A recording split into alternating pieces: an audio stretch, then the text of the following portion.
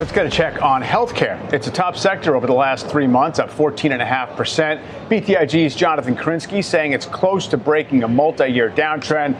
All the chart readers kind of love it. It's been emerging and basing and performing in a way that is anti-tech. I guess it's useful in that sense.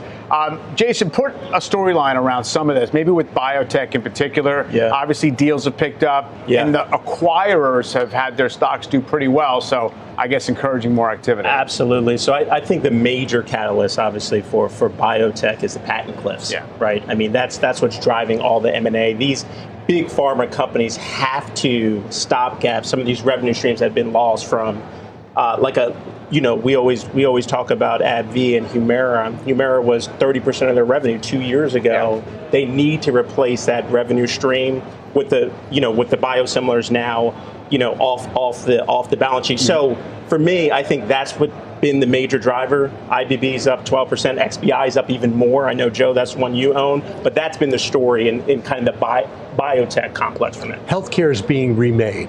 So there's a company in the private markets, TimeCare, which handles all the payers in varying levels, Humana, CVS, United Health, outsource their cancer journey, their cancer care for patients. Yeah. The company's grown 100% a year, wildly profitable, and the insurers make money. So it's being remade healthcare. Mm-hmm. So they're adding to the bottom line of Humana, of CVS, of United Health, of Aetna, meaningfully. So that's the way healthcare is going, all driven by value-based care, which is a requirement for Medicare and Medicaid by 2030, where the providers have to assume the risk. So I think you have to watch for companies like TimeCare and others in the private markets when they go public, because they will be huge winners. I mean, it's been the promise for so long. Yeah, and it's happening. Yeah. And I think in the last several years, investors and portfolio managers have wanted, because of the size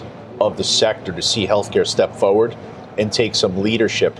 It hasn't, but there are idiosyncratic stories underneath the surface that should have you allocating in the direction of healthcare, whether it's a Bristol Myers or a United or a United or a Merck. They're all working well.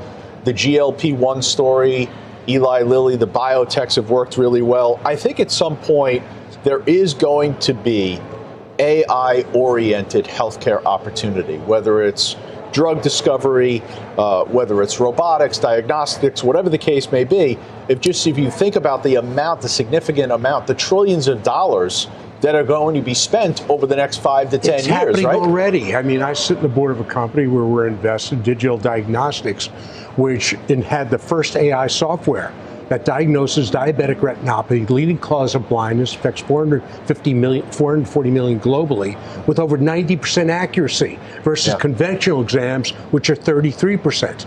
So it's been happening. You're just not hearing about it as much because these are large companies, and the inroads are really picking up steam. I think it supports the premise of be allocated to healthcare, but I don't know collectively if the investment community has accepted it and said, okay, we're moving to it. One name that's interesting. In the private markets, they certainly have. In the private markets, and you see that, you have that visibility much better than I do. But look, if we could, can we show a chart of Intuitive Surgical over the last year? Because that's like the definition of what AI should mean to healthcare, and that stock has struggled significantly. It's near a 52-week low.